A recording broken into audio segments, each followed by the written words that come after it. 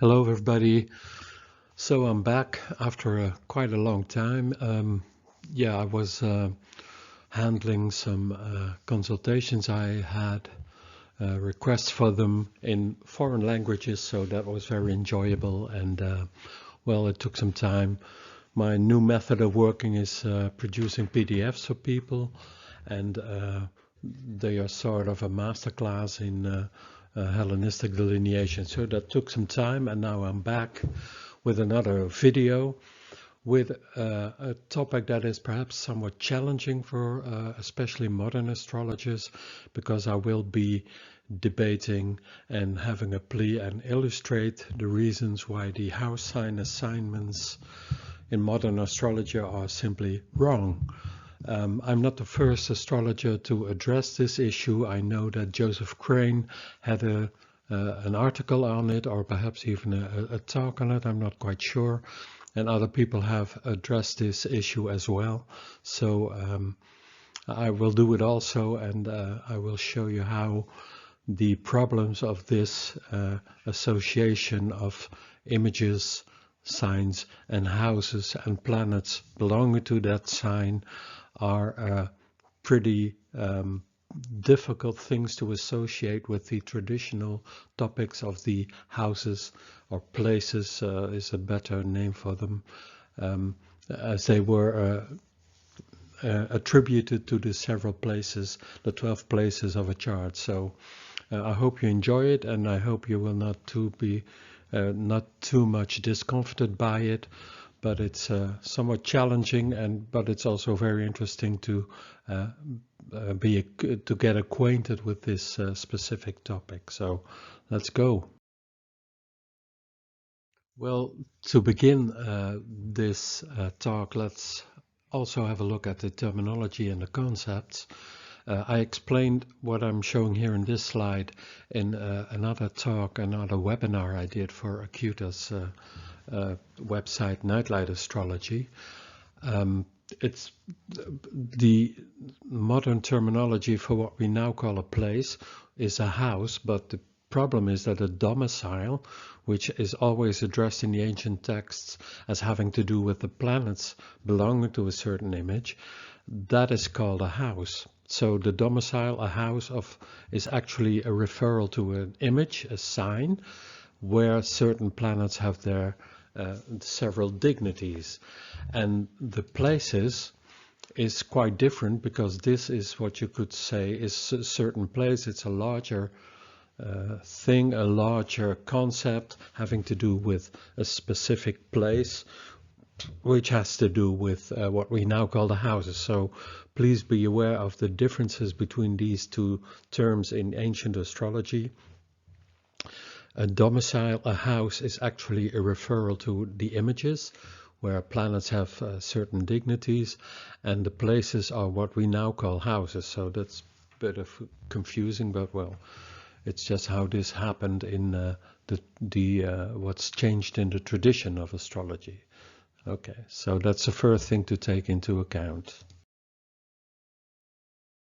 Now, the interesting thing is that when you look at the image on the left, where you see this clock with the several images of the zodiac, the 12 images, I was for a very long time quite confused about the order in which these images were shown on these clocks, and you can see them everywhere in Europe on ancient buildings or ancient churches, etc.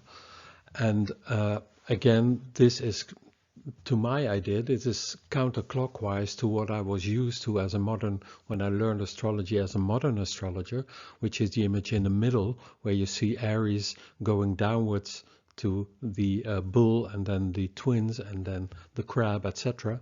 That goes the other way. It's counterclockwise, while this one, the clock on the left, is clockwise. So what's going on with that? So the question is, which model is the right one? So we need to have a look at that. Now, this is the model that I will be discussing and will be objecting to. And this is the model that is nowadays used to explain the meaning and the content of the houses, the places of the chart. And well, that's what everybody was taught when you were learning modern astrology. This is the way how you memorized the content of these several places, the 12 places being the houses of the chart, which were associated with these images, these signs of the zodiac. And there's a problem with that, and I will explain that. The other model is this one, which was found at these several clocks in Europe. Everywhere where you go, you can find them. That goes the other way around. And the point is that this is another rhythm, and it has to do with the logic of the solar rhythm in the year. It's a seasonal concept. And I will explain that, because the signs of this solar rhythm, the images, partly determine the content of the angular places, which we call the cardines nowadays, because the question is, where do you find an angle in a round chart? There is none. So that's an important thing. So this explains the reason why these images on these several clocks that you can find anywhere go the other way around. So let's have a look at that, because that explains something very important in the logic of this rhythm and how it's integrated in astrology, in ancient concepts of astrology. So let's have a look at this rhythm, which is the rhythm of the day and the year, the seasonal rhythm, and it's of course related to the sun, both in the day rhythm and the yearly rhythm of the seasons. So let's have a look, because when you are in Aries, this is of course the appearing, something is being born, it springs out of a small seed, and then it becomes apparent that there's something coming to life there. So that has to do with being born and growing. And in the seasonal rhythm, that of course has to do with the fact that the sun is gaining strength in this period of year. And when you're talking about the day, the ascendant, the rising image, of course, is the appearing of the sun in a chart. So the other way, on the opposite side, when you look at the scales, Libra, that's where the place where the sun is disappearing, because that is sunset, and that's and in the seasonal rhythm, that's of course autumn, when the sun is decreasing in light. The other two, the crab, the Cancer period, is of course the place where the sun in the seasonal rhythm reaches its highest point, and you could say its greatest visibility and power, which of course is also what happens in the day. The sun is at the zenith, and then that is the highest point of the day, and that's where the sun reaches its highest point in the daily rhythm. When you look at the goat-horned one, which is the ancient name for Capricorn, that is the deepest point of the chart, and also in the season, because that is when the sun is at its weakest, because it has reached its lowest visibility and its littlest power, because it's midwinter, right? And what do we do in this period? We are celebrating Christmas, which is the celebration of the return of light, of course. And that's a very important seasonal feast, because it's midwinter, and then what happens is that the sun is slowing down and gradually growing in strength again in the other images that are going on there. So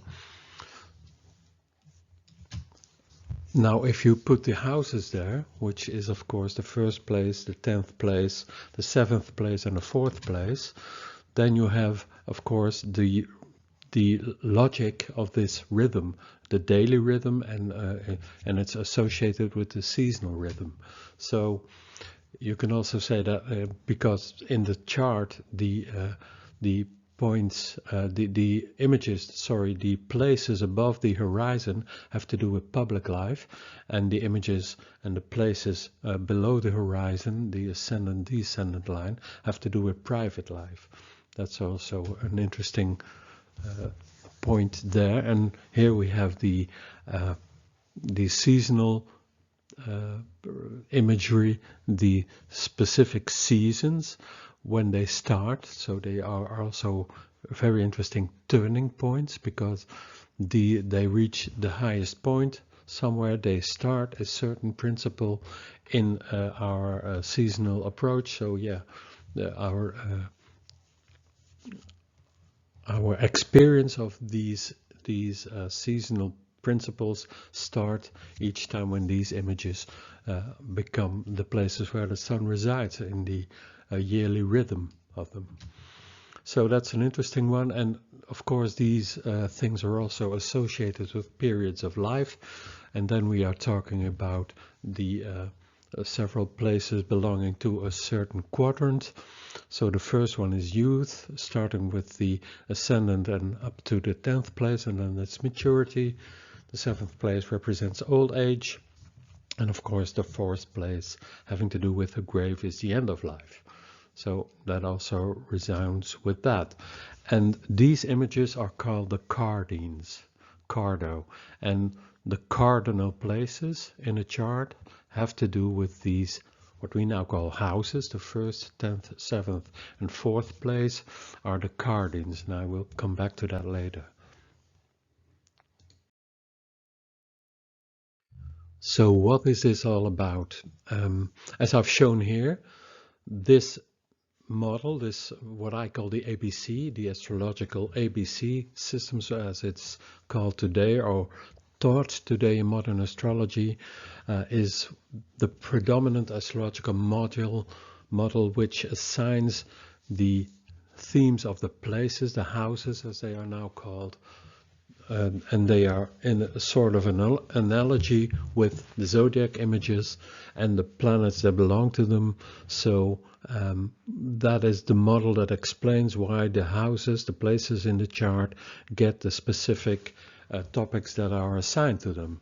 And I will show you that this is not correct. So this is the principle. Since the bull, the second image, from the vernal equinox, which is of course in Aries, the ram, because of the supposed analogy, it's believed that the second place is therefore analogous to the bull, and the properties of the bull and Venus are therefore considered to be completely interchangeable with each other and with the themes assigned to the second place. And therefore Venus is believed to be the natural significator of money, wealth, material possessions, etc.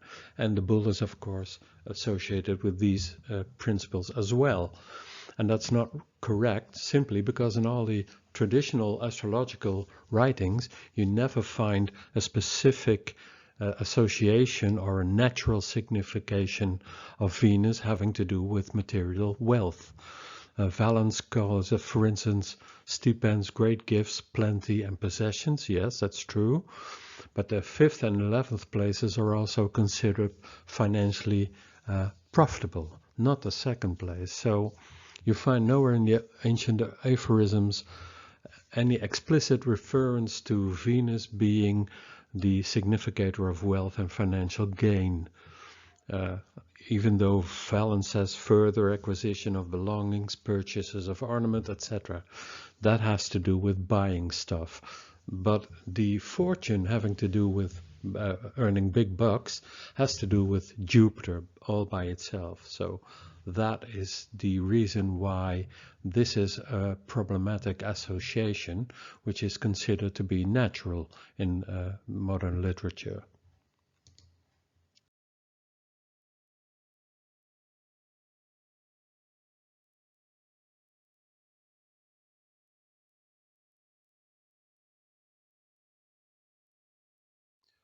Yeah, so it gets worse. It gets worse. I have another example. The reason why it's a problem is that when this model is used to assign the meanings of the astrological places, based on this model you get certain problems and misunderstandings. So let's have a look at one. A very important one that I always use as a prime example of this. There's another one which I will address later. But this one is also very interesting simply because the 5th place is supposed to be analogous to the lion and to Helios the sun. And the question then is, what is the relationship of both these principles to the main theme of the 5th place, namely children? Well, the truth is there is none whatsoever, simply because Leo, the lion, is a barren image, and Helios, the sun, is a planet that prevents children, in the sense that it either kills them, prevents them from being born, so it's sort of a spontaneous miscarriage, or prevents them surviving, which is a pretty, which actually is the opposite of having children, right? Begetting children, that's not something that is associated with the lion nor with Helios the sun. And also Helios the sun is a possible indicator of infertility, sterility. Again, this is not a logical association of the fifth place with the qualities of these two principles of Helios and the sun. So for these obvious reasons, traditional astrologers would never have associated both these principles of Helios, the sun, and the line with the fifth place as having something to do with having children. So let alone would they have understood them as sort of extensions of each other based on the principle of analogy. So yeah, that's quite a difference with how it's conceptualized today.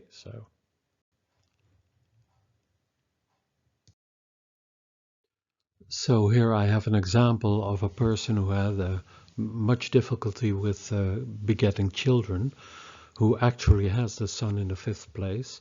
Of course, I must say that there are many other significations in this chart having to do with the difficulties of what's expressed here.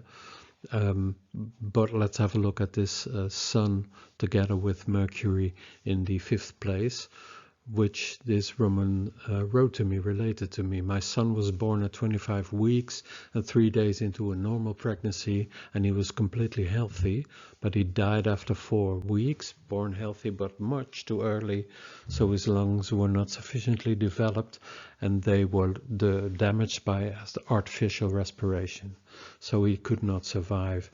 And there were also 3 IVF pregnancies, 2 of them which were very short, and a miscarriage of 1 after 9 weeks. So that is pretty dramatic, I think. She talks of a son. Mercury is often associated with boys, and Venus often associated with girls. So yeah, I'm not sure what happened after this, but if she really did never have children, or perhaps had 1 or 2 later. And this is what Firmicus Maternus wrote about it. If the sun is alone in this place, the good fortune is less, and there will be harm to children and much grief of accidents and deaths of offspring. So that is a pretty accurate delineation of what one would expect of the sun being quite a harmful planet in relation to having children. So this planet in the fifth place is not good for children. So again, traditional astrologers would never associate the lion or the Helios, the sun, as analogous to the fifth place. It's really a rather silly association, I think. I will get back to the concept that is talked about here by Firmicus Maternus, the good fortune. Good fortune is a very interesting principle having to do with a more traditional conceptualization of what the places actually are concerned about, or having to do with. So that's something I will return to later in this talk. So let's have a closer look at these principles, because there is a traditional astrological concept that explains the themes of each place much more logically, and it's this one: the joy of the planets. The places where planets rejoice, are said to rejoice. But in all the ancient literature, you find these associations. Now, as you can see, the fifth place, of course, is the place of Venus, and the Hellenistic Greek astrologers refer to the fifth place as the place where Aphrodite, Venus, rejoices. She takes her pleasure there. She delights in this place. And you can quite easily verify this, because all the significations that we find in traditional texts associated with the fifth place have to do with Aphrodite and Venus, and nothing at all with the lion or Helios, the sun. just look at them: children, love affairs, romance, creativity, play, inspiration, pleasure, leisure, relaxation, painting the town. These are all significations of Aphrodite Venus. So the association of these planets rejoicing in certain places, which are the houses nowadays, has a much greater influence of what the topics are that are associated with them. So refer to the joys of the planets when you want to verify what these specific places are actually about. And again, you can see the fifth place, all these principles have nothing to do with the lion or Helios and the sun.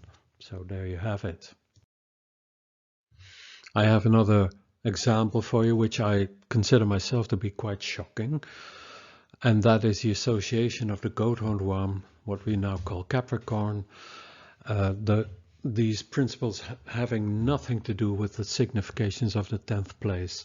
For neither the goat-horned one nor the Kronos Saturn have anything to do with honor, prestige, standing and status, which are the specific themes of the 10th place, which was called the place at the peak. So the opposite is actually the case here, because Kronos and Saturn is a planet of dishonor, of dismissal, of public scandal, loss of prestige, losing face and humiliation, which is exactly the opposite of what is considered to be the topic of the 10th place. So again, there is no logical or self-evident analogy between the goat-horned one and Saturn with the 10th place. And Kronos Saturn is also considered a planet of inactivity and laziness and indolence, and that's also in opposition to the principle of the 10th place, which was called praxis, which is translated normally as action. So again, here we have an association which led to much confusion about what actually is the 10th place.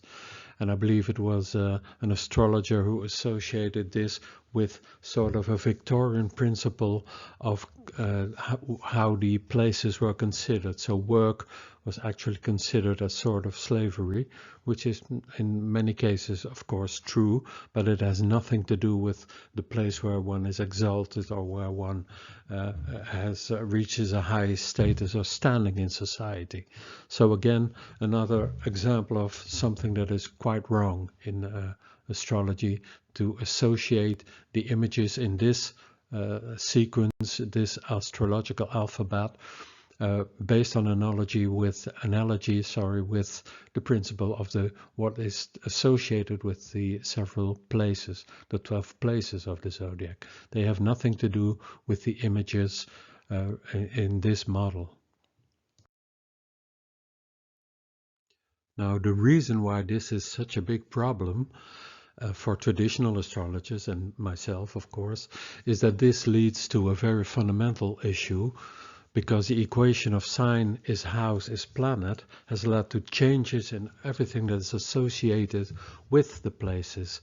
So it changes and confuses the attributes of the content and the significations of the images, the places and the planets. So yeah, that's a big problem. So what happens here in this first example that I gave, the significations of the 5th place changes. The reason is that the specific themes of the 5th place are of the nature of Aphrodite Venus, and they have nothing to do with those of Helios the Sun and the Lion. But because this is now conceptualized today in this way, the content of the 5th place is more and more attributed to the principles of the Lion and Helios the Sun, which is confusing. So, and again, something else that's happening is that the significations of Aphrodite Venus belonging to the 5th place are now reformulated as if they were Leo, Helios, Sun principles, qualities. So the contents of Aphrodite Venus and Helios the Sun are increasingly confused with each other, and this leads to ambiguity and confusion and misinterpretation. That is the biggest problem of this model. So when you look at the associations to nowadays with the 5th place, and the sun and this and Helios, the sun and the lion with the fifth place. If you look at these attributes, the fifth place nowadays has to do with creativity, self-expression, self-confidence, and finding and expressing one's identity, to reproduce oneself in one's children.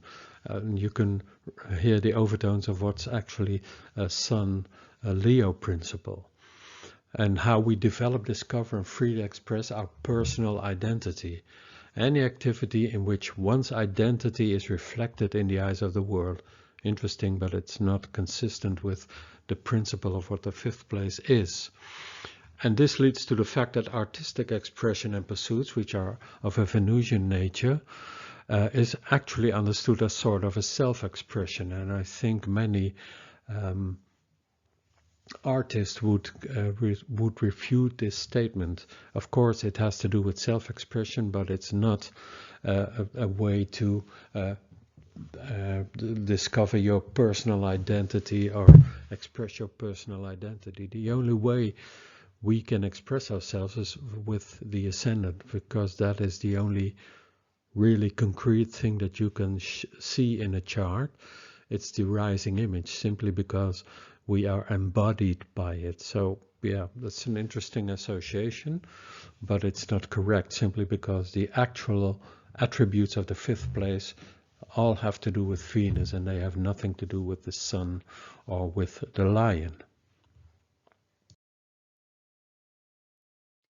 Now, that is all well and good to make all these challenging statements about the principles that lie behind the associations of topics with the places nowadays, which is, in my opinion, quite wrong. So the question is, can you prove anything about these claims, Mr. Hermes? And I think I can. So let's have a look at that. So I will do this with the Thema Mundi. I have presented this Thema Mundi in other talks, which you can find on my video channel, but I will use it again here to explain what the principles are behind the associations of the places, the topics belonging to the several places, based on the ideas of the Thema Mundi, and there is a logic and rhyme and reason to that. And the Thema Mundi, to put it shortly, is the horoscope of the universe, which explains and illustrates the logic of the contents of the places. So this is not my own invention. This is the Thema Mundi as we perhaps all know it nowadays. The images starting with the crab on the eastern horizon, which domicile master, which steward of the crab is the moon, etc., etc.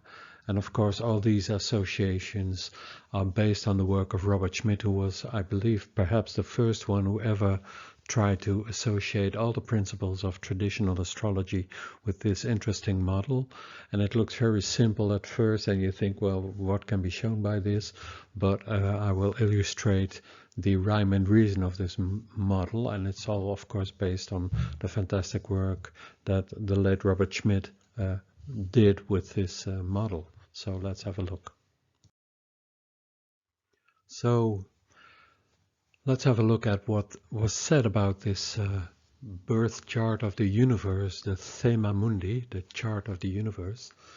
And this is what James Holden translated from Firmicus Maternus. There was no birth chart of the universe because it was not certain on what day it had its origin. And there was no one present there at the time of the creation of the universe. So we don't have a horary chart of this beginning. And the divinely wise men of ancient times devised a birth chart of the universe so that it would be an example for astrologers to follow in the horoscopes of people. Well, that's interesting. So this is the first translation of Firmicus Maternus done by Jean Rice Bram. So you can check these texts and see how they differ from each other, but also how they illuminate each other, because there's something very important said here, and that is the fact that the birth chart of the universe is Thema Mundi, needs to be used as an example for astrologers to follow in the delineation of horoscopes of people. And Schmidt said that the Thema Mundi is kind of a didactic tool for visualizing astrological concepts, which is quite a feat simply because it's such a simple model at first sight. So the astrological principles are depicted and can be explained by means of it. And I will give you two examples, and only two, because I have illustrated this principle before in other talks. So again, check out my video channel. And I will return to one of the most important examples later, simply to show you how this Thema Mundi so beautifully illustrates these principles. So here we have the principle of the Thema Mundi again, a small example of it, a small part of it. We see here the 10th place, and I'm going to talk about that. When you look at Aries, the ram, their Mars, the planet of action, is associated with that because it's a domicile master, the steward of the ram. And when you look at the sun, it's the planet that is exalted in the 10th place in the Aries. In Aries, the 10th image of this in this model. And the interesting thing is that the 10th place itself also is associated with the principle of praxis, doing or making. And of course these two planets, and especially Mars, has a lot to do with doing and making, simply because it's a very technical planet which has to do with making things and putting things together, etc., etc. That's very interesting. But when you look at the principles, the Aries Mars is the soldier, the one obeying and executing orders, and the Sun, of course, is the commander, giving orders. So that's interesting. And of course, the 10th place, the ram, is the domicile of Aries and the exaltation of the Sun. So these principles are associated with each other, and they have a lot to do with doing and making, with praxis, with action. Again, Mars, the planet, obeying and doing things, executing orders, and the Sun commanding the soldier and giving orders, and Mars is executing them. So that's an interesting principle.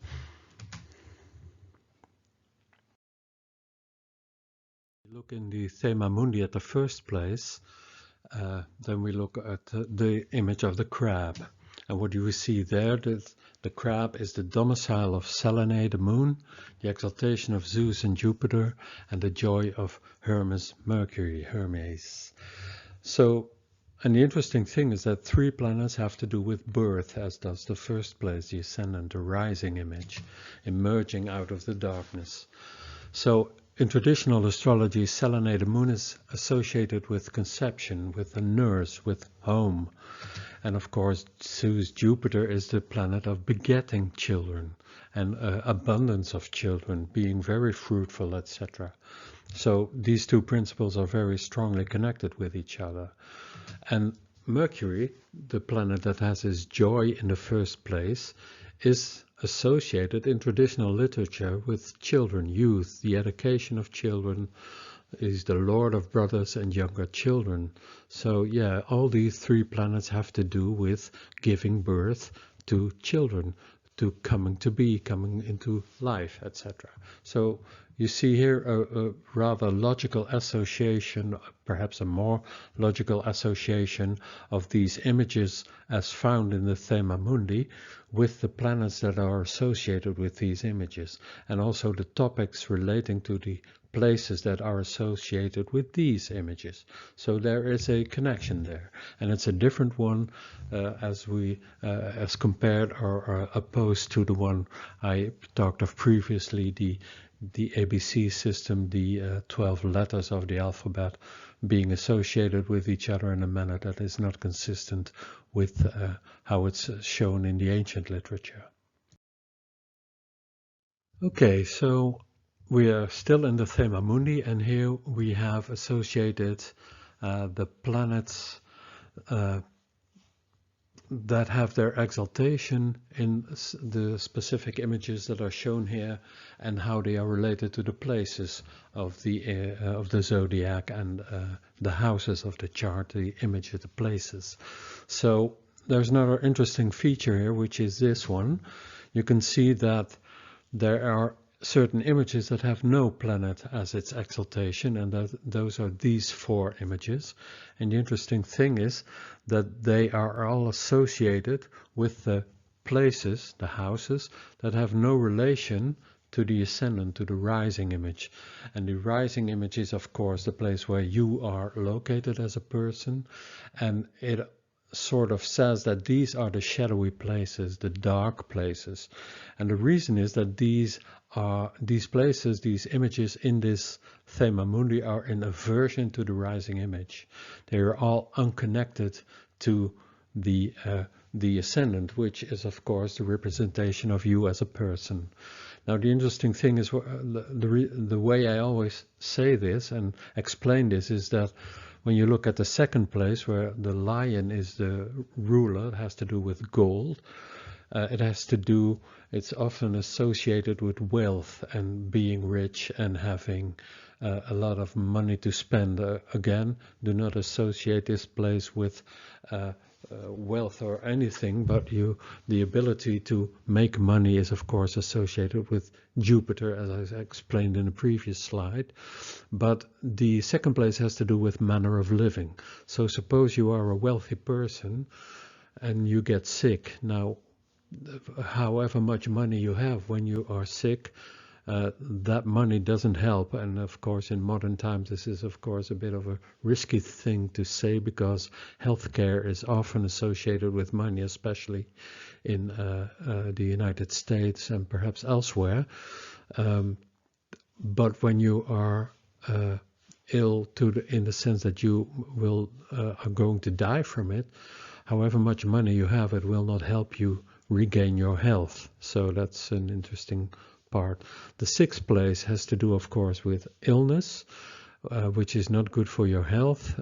I always associate the first place with the way Robert Zoller also always associated or talked about this place as a one-liner. He always said vita corpus ingenium, life force, so life in general, corpus, your body, ingenium is the inborn spirit. So yeah, when you're sick, you don't feel that well and you're not in your best mood. Ingenium, your mind is influenced by it. The eighth place, being dead, is not good for life, the first place. And the 12th place is, of course, a place of being in isolation or whatever. So the 12th place is not a good place to have related to your first place. So it's not related. So being in hospital, having a chronic disease, etc. is not good for life. It's not good for your moods. First place, ingenium, is not good for your mental capabilities. So these places are called dark places and shadowy places for these reasons. They are not associated with the first place. So that's the reason why they get these specific topics associated with them.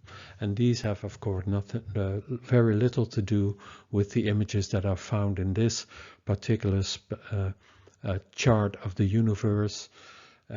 But it was Kurt Manwaring who mentioned something very interesting. He said, why are the twins and the Bowman, the Sagittarius, why are they called servile images? And that has to do, of course, that in the Thema Mundi they are in the 6th and the 12th place. And these, of course, are the places of servitude. So that's the reason why these images got the name that they are servile images, which we would not normally associate with the Bowman Sagittarius, right? So that's interesting. Well, one question always comes up, what about the 5th place? Because the 5th place is connected to the first place very strongly by a trine, but why is no planet exalted in this image of the Scorpion? Well, that has to do with the place opposite it, because Taurus is the exaltation of the moon, which is the 11th place. And this is what Rhetorius, the Egyptian, said about it, which has to do with the moon. The moon is often associated in ancient literature with life in general, has to do with your fortunes in life, so to speak, so, which is why he says it in this way. Why is it that where Selene, the moon, is exalted, there nothing can be depressed, and where Selene is depressed, then nothing can be exalted, which is the 5th place, of course. We say this, that it is because Selene is the fortune of all, and he whom fortune exalts, no one may depress, while he whom fortune depresses, no one is able to exalt, which is a very interesting. And Schmidt always said, in whichever concept you find with this model, there's always an exception. There's always one exception, and this exception should point you to something, and this is what he investigated very thoroughly in his way of trying to restore the Hellenistic astrology, and this is a very interesting example of that. But again, you see here certain logic of what happens when you use this Thema Mundi as a principle of trying to get to grips with what it's all about. So again, do you see the logic? If you do, then you're on track of something. Okay, so I'm trying to prove the point why this model, this modern model of association of analogy between images and places is not correct.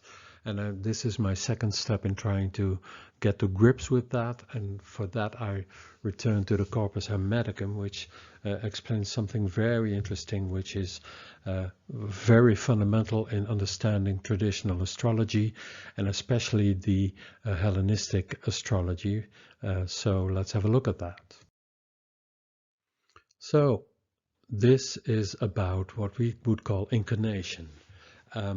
And the Corpus Hermeticum says that when we incarnate, we come down from the heavens and we move through the planetary spheres down to the earth. And in each sphere, the soul receives the qualities of that planet, sort of as a garment. So we are dressed, as it were, in the principles of the planets. So you could say that we are moving down to earth, and that we can call the path downward. So this path downward is about materialization. We come into the matter, as it were. We are embodied, and the embodiment has to do also with the principle of the planets. So it's embodiment, and it's also individualization, because you could say that this chart of our horoscope, you could say that that is actually the way we are embodied, and how the principles of the planets are individualized in our own life. So you can say that it's colored. When we arrive on Earth, everything comes to life, and our life is colored by all these principles of the celestial spheres. So there it's manifest, and there it is experienced by us. You could sort of say that this is differentiation, indeed, because everything differentiates according to your own chart, so it's very personal. And you could also say it's sort of downloading principles. So that is the something that is stated in the Corpus Hermeticum, very important principle. And you could say that all esoteric learning is based on this principle.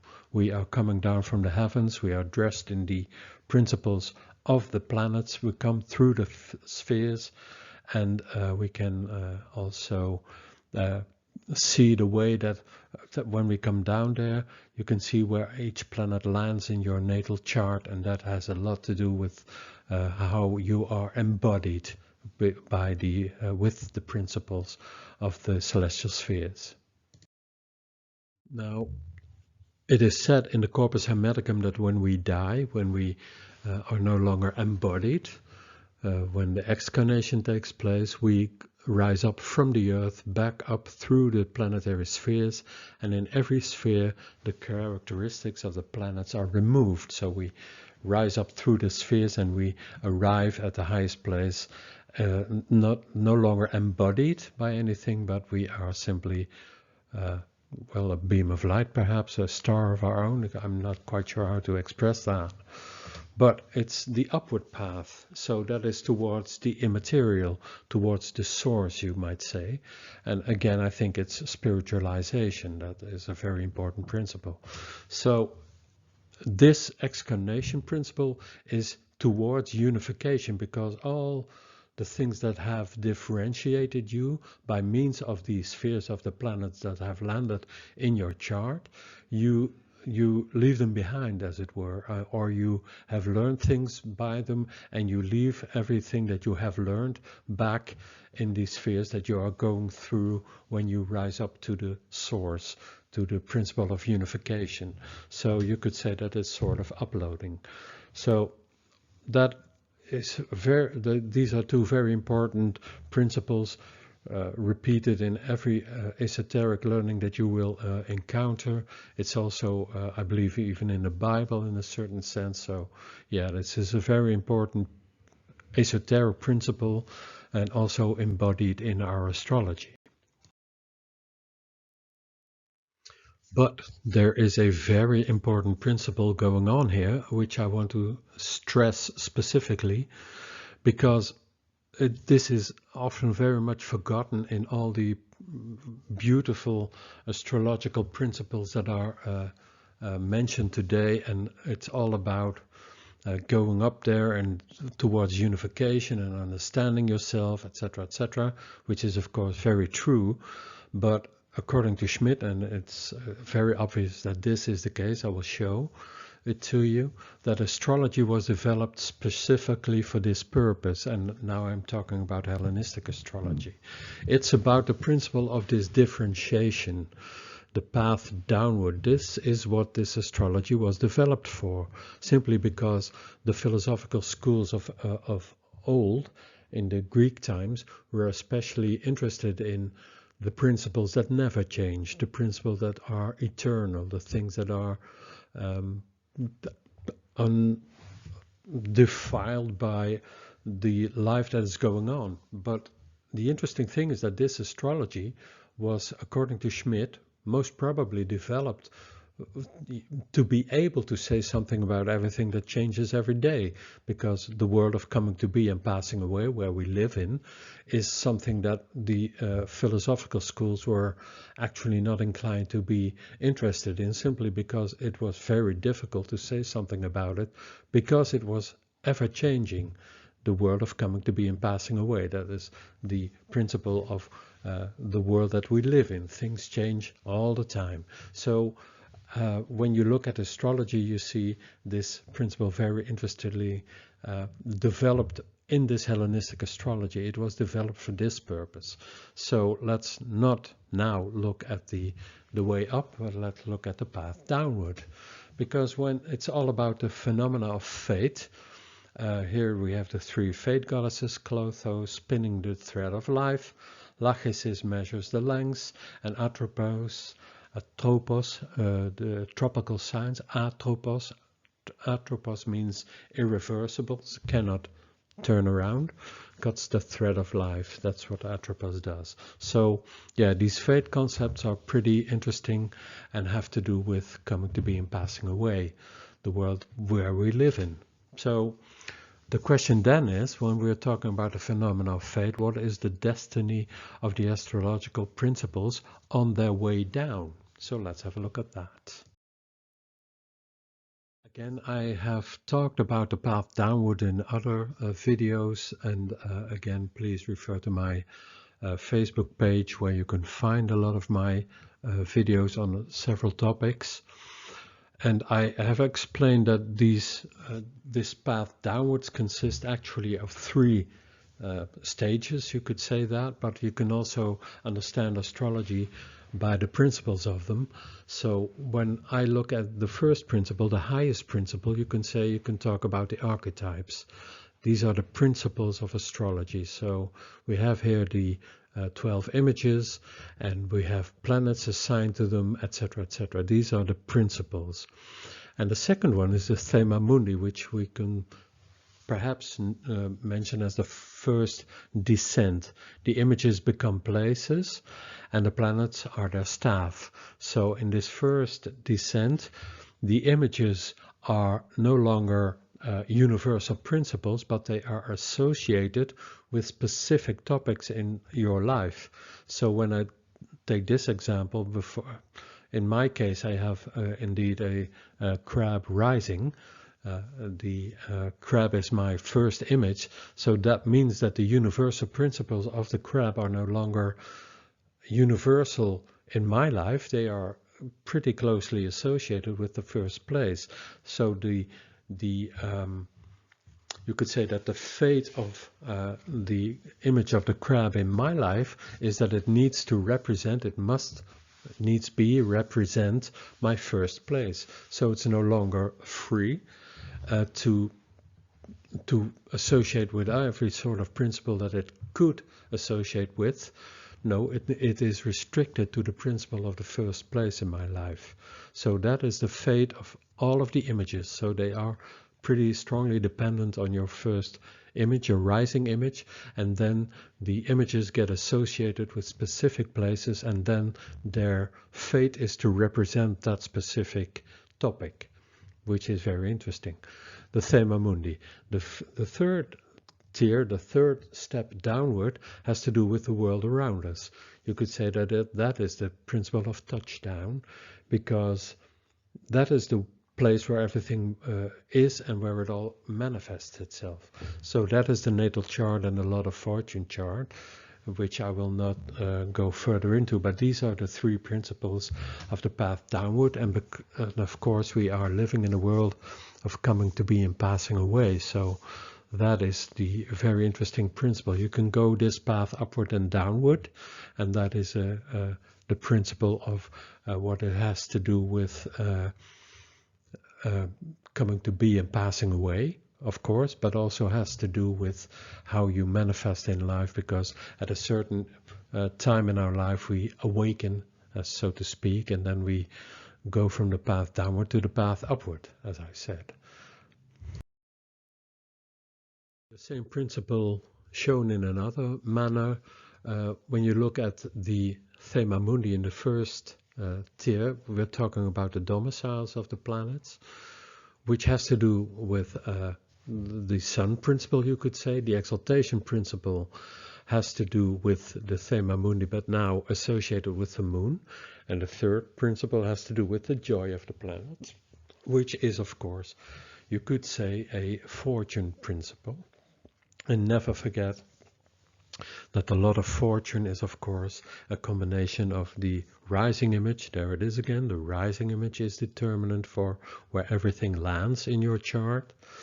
And the part of fortune is, of course, a combination of the ascendant, the rising image, the rising degree, the horoscopos, the hour marker with the moon and the sun. So yeah, there you have the principles. But again, find my first video that I did, first webinar I did on equates web page, or on my own video channel, and you can see how this can be exemplified further. But again, I mention this as the principles that can be seen behind the theory of astrology as formulated from a Hellenistic point of view. So never forget that there's a very strong Platonic overtones in this conceptualization of the upward and the downward path. And you can see it goes from the celestial imagery on a downward path, and then we come to the world where everything is confused with each other, the world, the place of coming to be and passing away.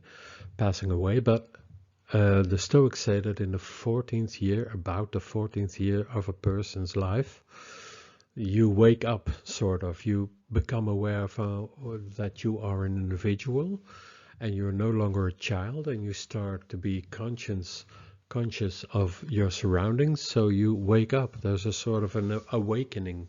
You become aware, conscious. And from that moment on, hopefully, you are returning to the path upwards, because you engage on other levels and live with and in the other levels that can be conceptualized. So this is actually the Hellenistic conceptualization of astrology, but never forget this astrology was especially developed or conceptualized as trying to come to grips with what is changing every day. And when you see a chart moving, you can see that things can easily change in a chart. So, but this is the underlying principle.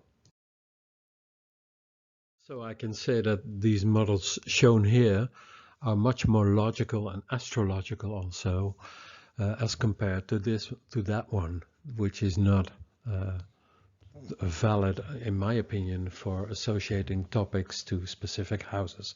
But there's more. I need to explain something more about the principle of association of topics to specific places. So now it's time to address the logic behind the topics of the places in the chart. So let's have a look at that. So let's have a look at the principle of these fate concepts.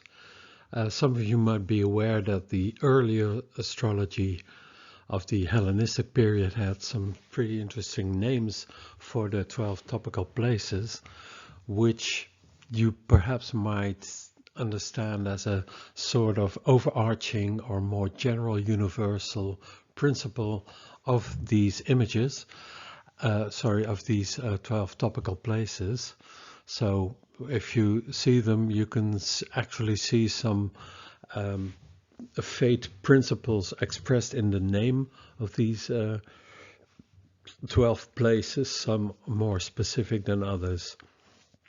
For instance, if you look at the 5th place, called Agate Tige, which is the Greek for the Latin Bona Fortuna, or the other way around, it's called a good fortune, having to do with fortune. The 6th place is called Kake Tige, which Paul of Alexandria called retribution. In Latin, Mala Fortuna, which is called evil fortune, etc. Well, you can see that there are some typical fate concepts expressed in these names of the 12 topical places. If we specify them, then it's especially these images that have such a fate concept behind it, sort of. So, and if we then introduce the places where the planets rejoice, then you can see that they do indeed follow certain principles having to do with the planets. There's one missing, which is the ascendant, the rising image. But as Aristotle says in his Politica, man is the only animal endowed by nature with language, which then would of course suggest that Hermes, Mercury, is a planet having its joy in the 1st place.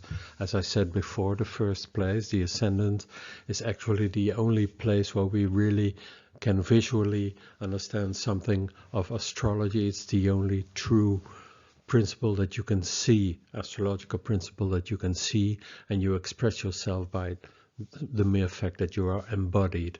And the ascendant is of course the main principle of this embodiment. The other things you just have to trust on fate or simply understand by means of other things. But the only thing you can see of me and of you yourself in the mirror is the ascendant, right?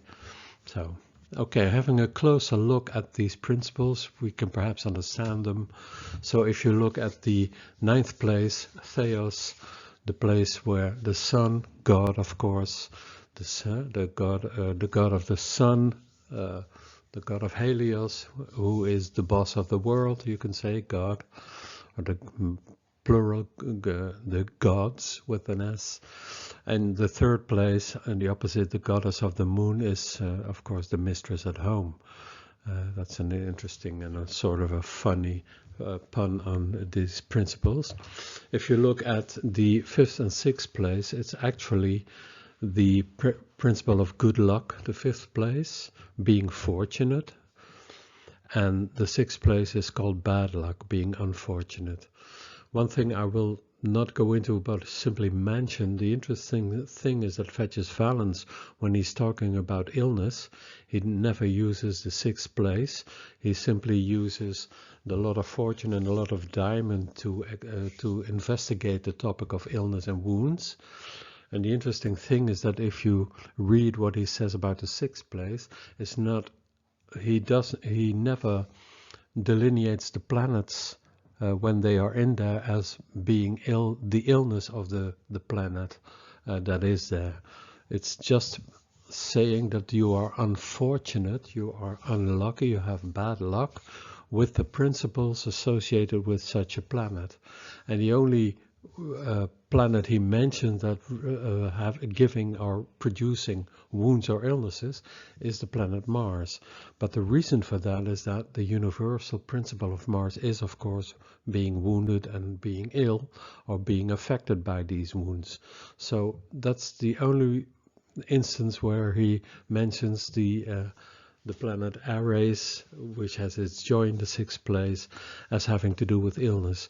For instance, when you have the sun there, then he speaks of being unfortunate with people in high places.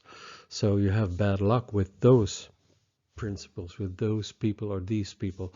And he doesn't mention that you suffer from heart failure or anything like that, which we nowadays associate with the sun there.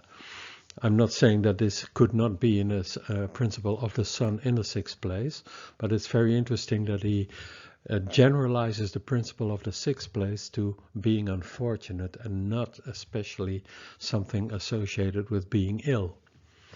Now, if you look at the other ones, the ones above the horizon, these are very personal in the sense that these are your angel, of course, the 11th place, which has Jupiter as its planet of joy, and the 12th place, the Kakos daimon, the evil demon, the Malus genius, that is actually in a sort of a sense your devil. And these principles are again associated with the 12 places. So you can see again some sort of association of the principle of the planets having their joy in these places, associated with what you could say the fate concepts underlying each planet. And that's the reason why it has its joy in these places, simply because the topics of the set places are the ones which are strongly or can be strongly associated with the planets having its joy there. So again, we see here the more logical association of the topics of the places with the planets that have their joy there. But that's not the only thing to be said about this. With this slide, I come to the heart of the rationale, rationale of the concepts underlying the association of specific topics with specific places in the chart, the 12 houses as we now call them. And that has a lot to do with things moving in the chart. And then we come to a sort of a astronomical explanation of why these things are more logical and more astrological to explain the topics of the specific houses, places in the chart. So now, as you perhaps all know, there are two sorts of movements going on in a chart in the heavens. The one is the zodiacal movement, which is counterclockwise, the planets moving in a specific direction when they are not retrograde, of course. And we have the daily rotation, which is clockwise, where the 12 places, the 12 images and the 12 places are carried around in a sort of 24-hour rotation, which is the daily rotation in the chart, which is a very important one, which has a lot to do with the principle of fate, of course, because the planets move in a certain direction, and that's, you could associate that with the free will of a planet. It moves by its own accord, yet there is a fate concept going on here, because in the daily rotation they are all carried around in a 24-hour rotation. So that is sort of an overarching principle to which all the planets are subject. So that's an interesting fate concept. Okay, let's have a look. If you see this principle here, you see that the Sun and Mercury, which are in the image of the ram, are moving towards the ascendant because they are in the 12th place and they are moving towards the ascendant by zodiacal movement.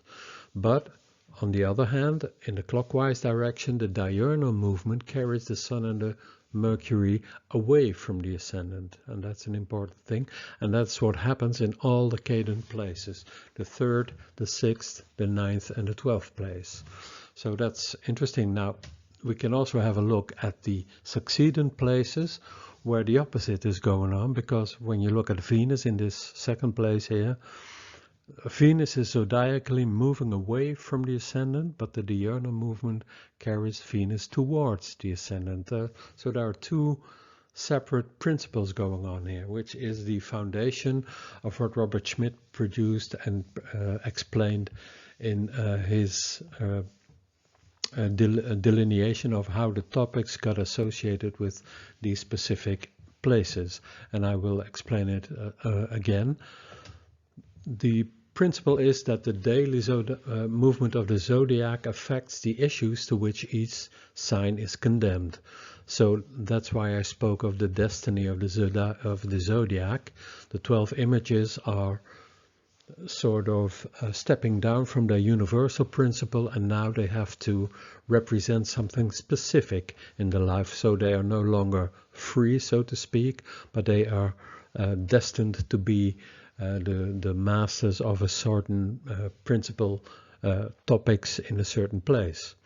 And you can also say that the planets move from being gods to being servants, being the personnel, being the people in under influence and having to deal with the principles that are now topical, and so they are sort of the personnel of the images and also of the places. So you have a ruler of a certain place, you have an exalted ruler of a certain place, etc.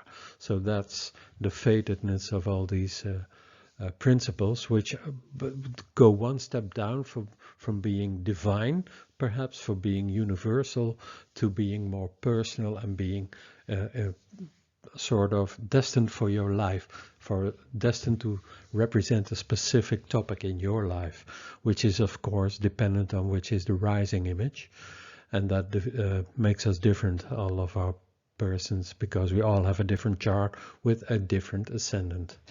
So this is really the core of the explanation of how and why the houses get their significations and their meanings, their topics. And it's from the underlying concept of coming to be and passing away, which is of course the natural world in which we live. So there you have it. This is the principle underlying it. So let's have a look at that. Now the key to all this is the principle of two Greek words. Let me first address, of course, the beautiful images with a Greek saying, Pantachorai kai uden menai, everything moves or everything flows and nothing stays. Everything is constantly moving and changing, the world of coming to be and passing away. So this principle of movement can be associated with what we now call change. Movement is change, and simply think of the idea of modern principles of progressions or whatever. You follow the movements of certain planets, and these indicate changes going on in somebody's life, or a planet arriving at a certain place which introduces some development. Movement is change, phora. But phero, the Greek word, is also the principle of to bring and to carry, to bear, to be carried somewhere or to be carried away. So it's a movement that is your destiny, and destiny can be conceptualized as change, and of course astrologically this change is measured by means of the changes that the planets or the places undergo in these two movements, the daily rotation and the zodiacal movement. So that's an interesting concept explaining why this is so important. So let's have a closer look for all the images and the places and what this entails for them. Again, so let's have a look at a chart with the 12 topical places. The stars in these, the certain images, places, not images, are of course the angular places, but the question again is, how do you find an angle in a round chart? So the better word for this is perhaps the cardines, or as they are now called, the pivotal places or the stakes, and that's of course a good word for them, but I will explain how they come to get these words for them. Again, as said, fora is movement, is change, and pharaoh is carrying something somewhere. So this movement that is your destiny and has to do with changes going on. So let's have a look. The word ascendere, that's a Latin word, is in the Greek is anaphora, which means what moves upward, what is carried upward. So you can say that one part of the zodiac in its daily rotation is carried upwards, coming from the 4th place up to the 10th. And on the other end, the descendere point, which is descendant, the word comes from it, is kataphora, which means moving downwards, is carried downward, and in the 7th place of course it goes into hiding because it goes under the horizon on the earth, right? So okay, well, the succeeding places, which is the 2nd, 5th, 8th and 11th place, were called epanaphora, the movement that refers back to a cantron. A cantron is a stake, is a cardine. So what you see there, and these stakes are of course the ones I indicated with this star. So this is what happened in these places. So in the zodiac, the planet moves away from this cantron, from this cardine, but the daily rotation moves them back, brings them back. If you think about the 2nd place, which I always use as an example, you spend your money on food, but the food sort of comes back, hopefully, as health, or affecting your health. And in that sense, you can say that's sort of an investment. The 2nd place, an investment, buying stuff, living a comfortable life, living a good life, has everything to do with how your vita corpus ingenium, the 1st place, is experienced, because it contributes to that. So you could also say it's an investment in health or whatever, all the 1st house topics. If you think about the 5th place, what's coming to the 4th place? The house, children. Pretty clear, right? Okay, so this is what happens in the succeeding places, the epanaphora.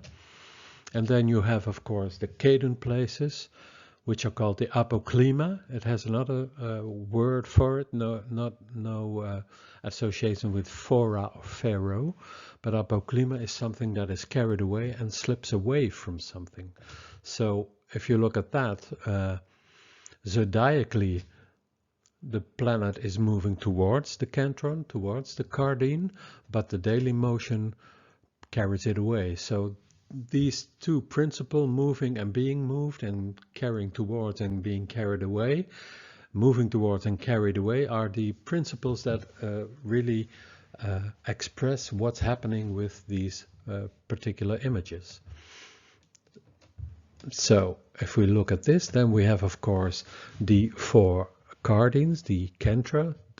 This is actually sort of a place of rotation, so that's how it's mentioned in the ancient texts. These are also called the central places, and that has to do something with the fact that the principles of the zodiac, which is moved in the diurnal motion, these 4 places mark a difference, mark a how do you call that, mark a specific thing that changes with regards to what's happening with the zodiac being rotated in the diurnal movement. So when you look at the first place, it's the place which is under the horizon comes above the horizon, and that happens in the first place, and that's the reason why it's called a cantron. The 10th place, of course, is the end of the rising movement of the zodiac, and it goes downwards from that. It's descending above the horizon. And in the 7th place, the descending now turns to descending, being under the horizon. So you can see that the cardinal places, the kentra, the pivots, it's actually where the zodiac in its daily movement pivots. That's the reason why it's got this term. So there you see the reason for all these specific principles being used to try to delineate what's it about. And this is what it's about. The one place is sort of pushing and the other one is pulling it. So, and this is always in relation to a cantron. So that is the reason why Schmidt called these the angular triads. So you have 4 kentra, and the planets, the images around it are sort of focused on this angle, on this, they are circling around this specific pivot, and that's exactly what a pivot means. It has to do with what is central, and other things move around it. And you can say that the 11th moves around the 10th, and the 9th place moves around the 10th as well. But the 11th place is pushing something towards the 10th, and the 9th place is pulling the 10th over the place at the peak, so to speak. And you can use these concepts, and this is what Schmidt illustrated, are the principles that define why the places got the topics that they now have in our modern traditional astrology, I need to say.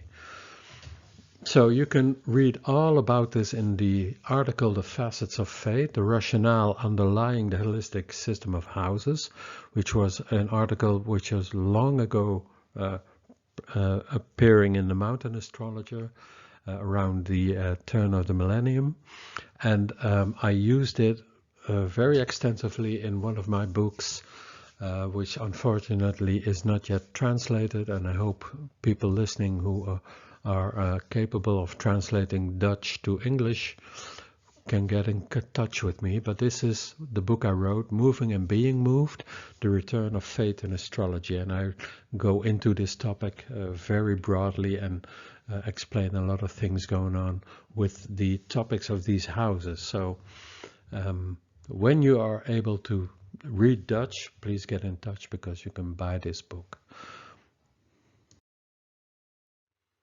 So let me illustrate this with the words that Schmidt used to describe what's happening. And this 10th place, this 10th angular triad, is really exemplary for the reason why, for instance, the Thema Mundi is so adequate to describe what's happening, and I will show that as well. But this is the wording that Schmidt used to try to get to grips with the reason why these places got the significations that we now ascribe to it, and that has nothing to do with the strange association of the astrological ABC, which I explained in the first slides, and that has nothing to do with these topics. So let's have a look. Schmidt said that the 10th place actually is how the native fares and carries on in his actions. And we express this still today by asking, are you getting anywhere with your work? And the interesting thing is that the 10th place is seen as a passage over the peak of the chart. It's a passage. You can associate that with your life's journey, and that's the reason why the 10th place was often called the place of destiny, simply because that is the principle of being on the road, so to speak.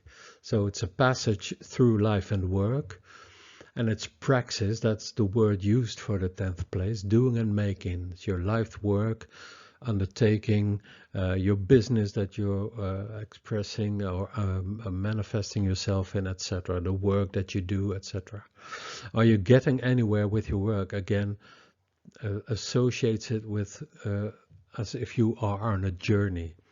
In French, it's comment allez-vous, and the word aller means how are you faring, how are you going?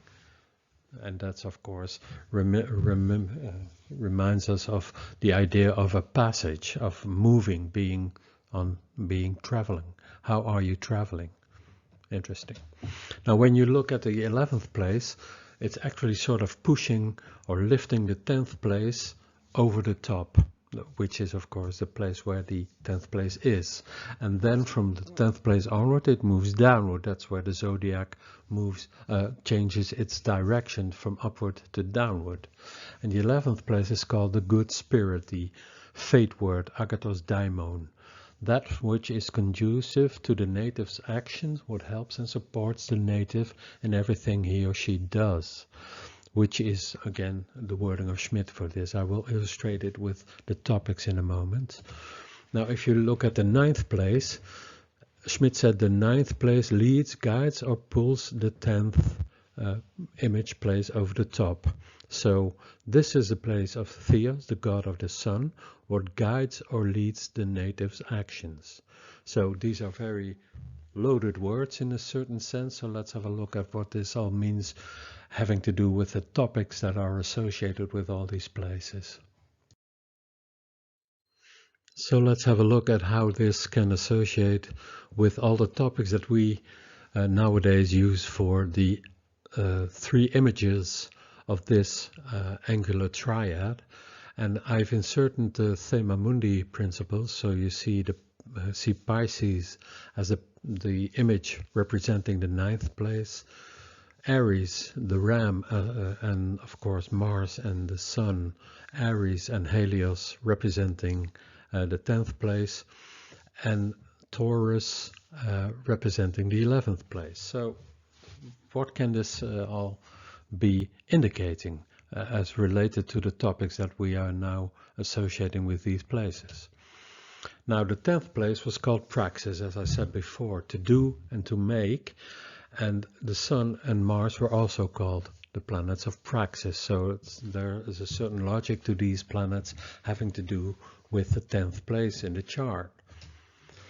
And of course, the Sun is the planet of honor. And I said before, the idea of honor and esteem and being recognized and being elevated above the crowd, above other people, is of course the principle of the 10th place, the highest place in the chart.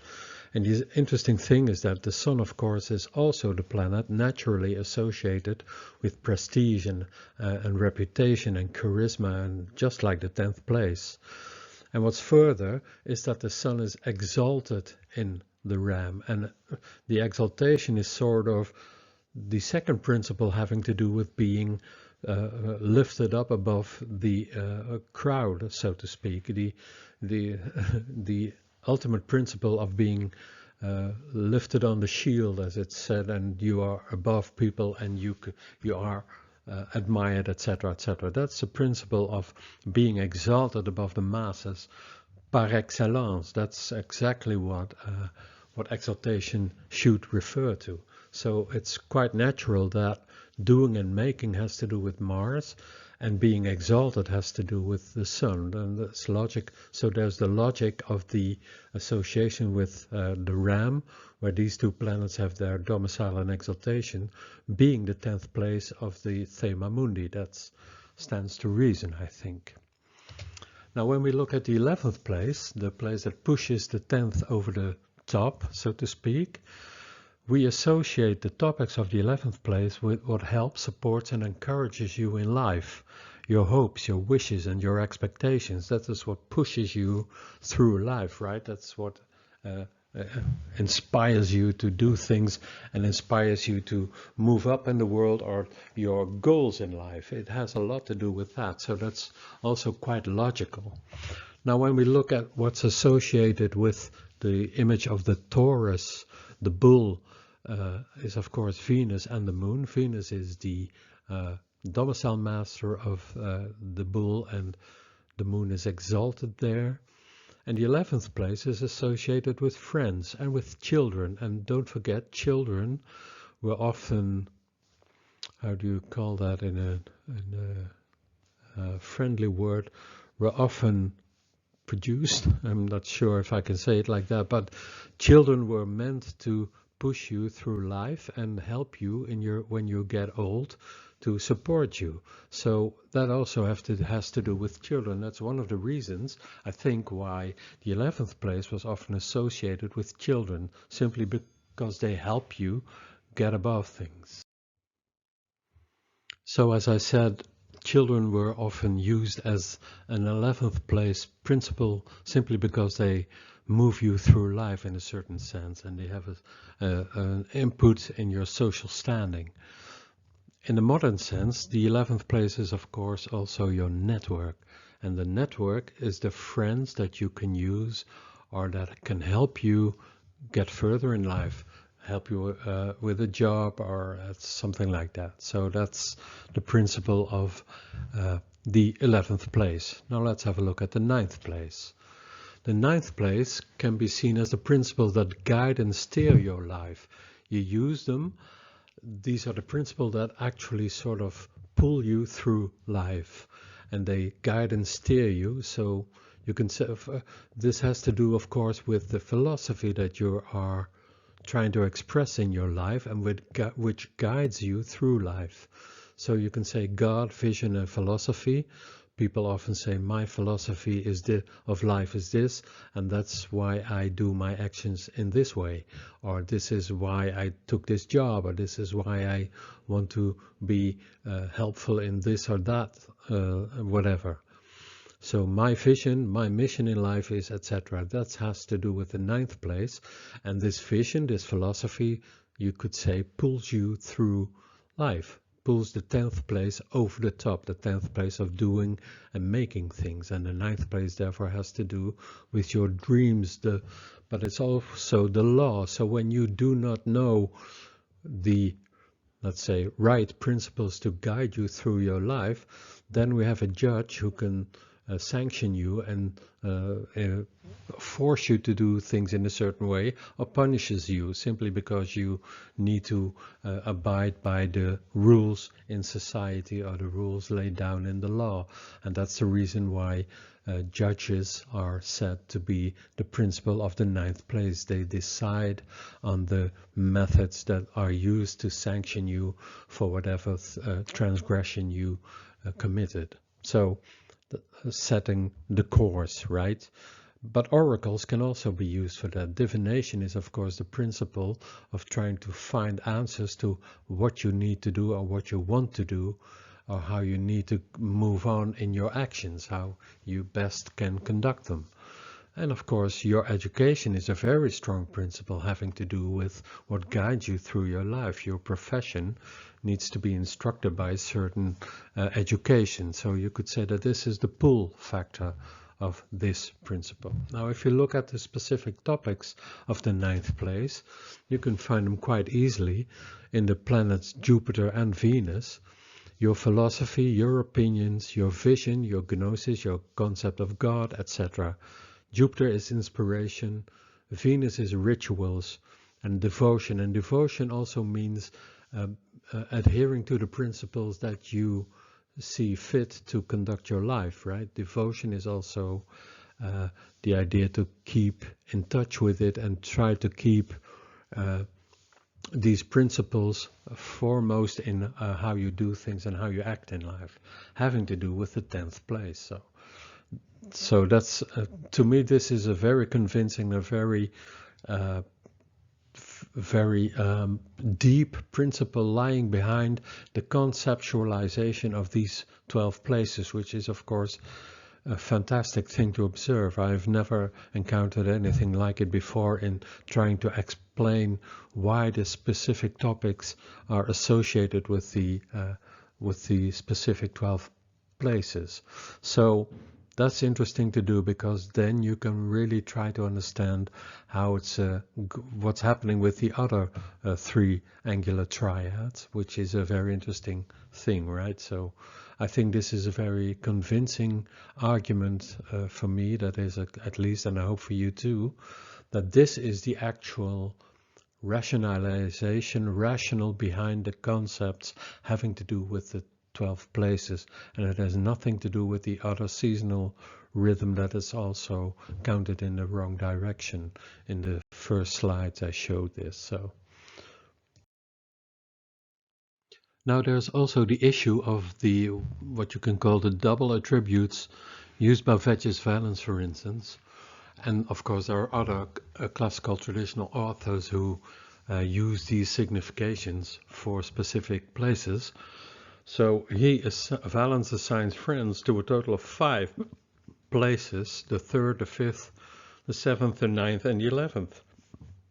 And he associates children to 4 places, etc., etc. So what is going on here? How do you choose or pick a certain image house representing one of these specific topics? So let's have a look at that, because I think the angular triads have a very important role to play in this.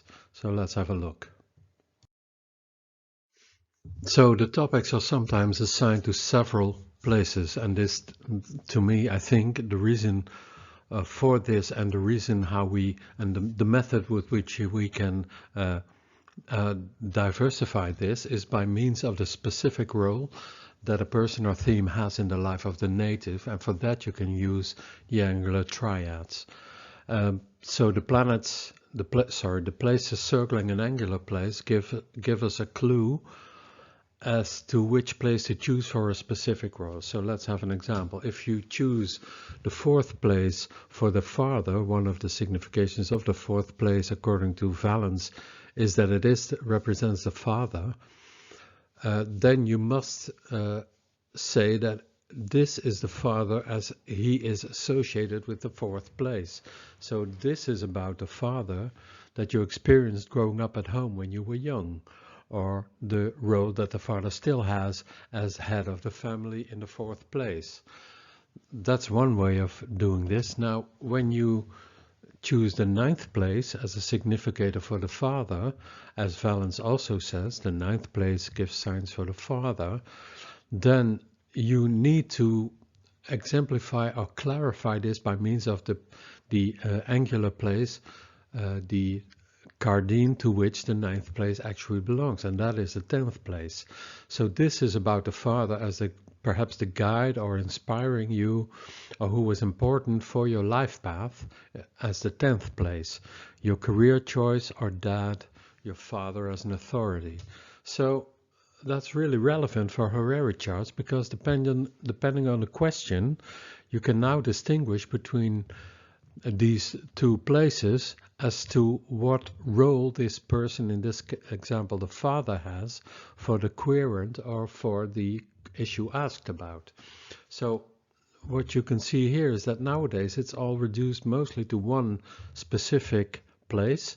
The father is the 4th or whatever, and the other places are not considered. So I think that's a bit of a that's sort of a pity, because you can use the other significations pretty well. You can really say that the role of the father as head of the household, the 4th place as the father, is of course a different planet from the planet having a lordship over the 9th place, where you can find the father perhaps as the one who guided you in your life's choices, or perhaps had a very good or a very negative influence on that. So if you can differentiate between these 2 roles that one person can have, then you have more instrumentation at your disposal to try to differentiate between this and to reach certain conclusions about this person. So when you look, for example, for friends, there's a total of 5 houses, which is quite a lot, and then you can say, are we talking about a friend of you, of the family, which is the 5th place, and the 3rd, because they are straddling the 4th angular place, the 4th cardine, the 4th stake? Is the friend in general, because it's the 7th place? Is the friend belonging to your study group or your religious congregation, which is the 9th place? Or is it someone in your network, which is the 11th place? So yeah, you can really differentiate persons or topics by means of these angular triads, and I think it's really something very important that Schmidt discovered by using these principles and explaining why these principles are so logically combined with the specific cardine, the specific cantron to which each place belongs. So I hope this is helpful for you, and it has been for me. I think it's a really great concept. So with this presentation and this slide, I come to the end of my presentation, and I hope that I had a reasonable plea for the abolition of this modern analogy model, at least for determining the topics attributed to the individual places, because it must and it can be, as I've hopefully shown, be based on logical astrological concepts. And these are found in the how and why of Hellenistic astrology, and these clarify the basic questions about the reasons why these things were done in this way and why these principles were associated with the angular triads and the separate 12 topical places. So the basis of all this, please understand, because that is the basis, the reason, le raison d'être, the reason why this astrology was developed by these Hellenistic astrologers and perhaps even philosophers, simply to come to grips with the principles of fate and destiny, which was the underlying concept of the world of coming to be and passing away as applied to human life. And that is a very strong principle for astrology. When you think of horary astrology, the astrology of answering questions, what are they about? They are the most concrete forms of astrology, according to many. Horary astrology is, and this has to do with the things that change just in a minute, right? They have to do with everything that is belonging to the world of coming to be and passing away, which is sometimes very quick, and we can also try to use it for our own life, and then we need a chart for that. So our natal chart has to do with things that come to be and pass away, which are the fate concepts, right? So I hope this has been interesting for you, and I hope you will try to understand and relate the concepts that you use for the topics of specific houses. Try to rationalize them by means of this principle of the angular triads, because it's very helpful in understanding what specific topics are indeed the ones belonging to this place and which ones are not, because then they are associated by means of the analogical principle, which is often not correctly used. So I hope you enjoyed it. There are some slides after this in which I will not be talking, but they are about what I do as a practicing astrologer, paid consultations and such, and also a referral to my video channel where you can see which topics I have treated and are busy preparing for my YouTube channel. So I hope you enjoyed it, and I hope to see you next time. Thanks again for watching, and every comment is welcome and every thumbs up as well. Thank you, and bye bye.